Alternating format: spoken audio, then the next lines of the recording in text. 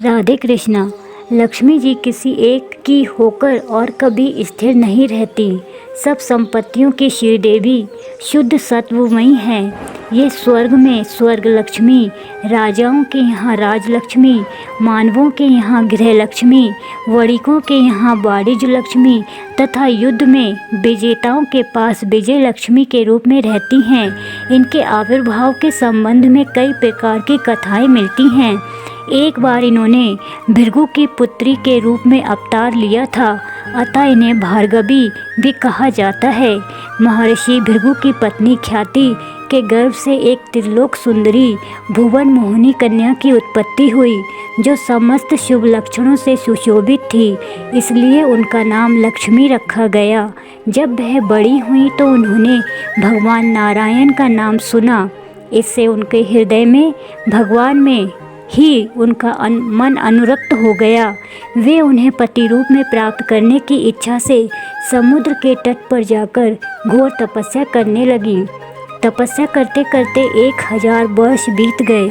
तब इंद्र भगवान विष्णु का रूप धारण करके लक्ष्मी देवी के समीप आए और वर मांगने को कहा। लक्ष्मी ने कहा, आप अपने विश्व रूप का दर्शन कराइए। इंद्र यह करने में असमर्थ थे, अतः लज्जित होकर लौट गए। इसके बाद क्रमशः कई देवता आए, लेकिन विश्व रूप दिखाने की शक्ति न होने के कारण उनकी भी कलई खुल गई। अंत में ये समाचार पाकर भगवान नारायण आए। उन्होंने लक्ष्मी से वर मांगने को कहा। लक्ष्मी ने उनसे कहा, यदि आप भगवान नारायण हैं तो अपने विश्व रूप का दर्शन कराकर मेरा संदेह दूर कीजिए। भगवान नारायण ने उन्हें अपने विश्व रूप का दर्शन कराया और अपनी पत्नी के रूप में भी स्वीकार किया। लक्ष्मी के प्रकट होने की दूसरी कथा भी है। एक बार भगवान शंकर के अंशभूत महर्षि दुर्वासा भूतल पर विचर रहे थे। घूमते घूमते वे एक मनोहर वन में पहुंच गए। वहां एक विद्याधर सुंदरी हाथ में पारिजात पुष्पों की माला लिए खड़ी थी। वह माला दिव्य पुष्पों की बनी थी। दुर्वासा ने विद्याधरी से वह माला मांग ली। माला लेकर दुर्वासा ने अपने मस्तक पर डाल ली और पृथ्वी पर विचरण करने लगे। इसी समय उन्हें इंद्र दिखाई पड़े, जो ऐरावत हाथी पर चढ़कर आ रहे थे। उनके साथ बहुत से देवता भी थे। जब इंद्र निकट आए तो दुर्वासा ने वह माला उनके ऊपर फेंक दी। देवराज ने माला लेकर ऐरावत के मस्तक पर डाल दी। ऐरावत ने उसे पृथ्वी पर फेंक दिया। ये देखकर दुर्वासा क्रोध से उन्मत्त हो उठे और देवराज से बोले, अरे इंद्र, ऐश्वर्य के मत से तुम्हारा हृदय दूषित हो गया है। मेरी दी हुई माला का तुमने निरादर किया है। ये माला नहीं, लक्ष्मी का धाम थी। माला लेकर तुमने प्रणाम तक नहीं किया, अतः तुम्हारे अधिकार में स्थित तीनों लोकों की लक्ष्मी शीघ्र ही अदृश्य हो जाएगी। ये शाप सुनकर देवराज इंद्र घबरा उठे और तुरंत ही ऐरावत से उतरकर दुर्वासा के चरणों में गिर पड़े। लेकिन दुर्वासा उन्हें फटकार लगाकर चल पड़े। दुखी मन से इंद्र भी अमरावती लौट गए, लेकिन तीनों लोकों की लक्ष्मी नष्ट हो गई। त्रिलोकी के श्रीहीन और सत्व रहित हो जाने पर दानवों ने देवताओं पर चढ़ाई कर दी। देवताओं की हार हुई। सभी देवता ब्रह्मा जी की शरण में गए। वे उन्हें लेकर विष्णु के पास गए।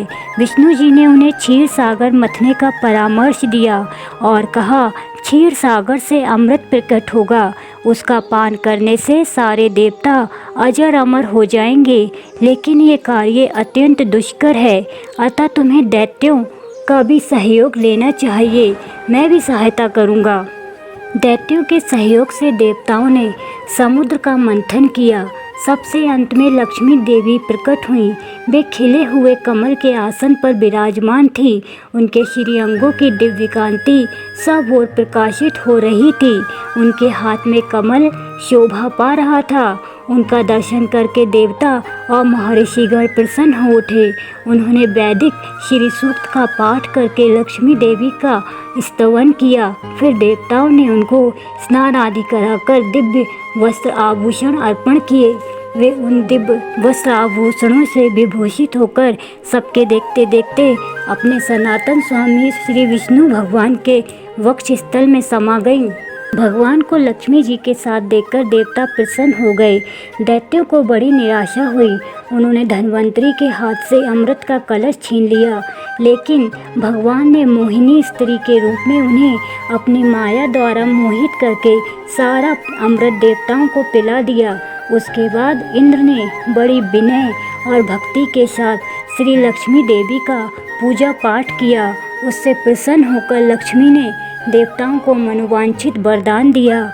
इस प्रकार लक्ष्मी जी भगवान विष्णु की अनन्य प्रिया हैं। भगवान के साथ प्रत्येक अवतार में ये साथ रहती हैं।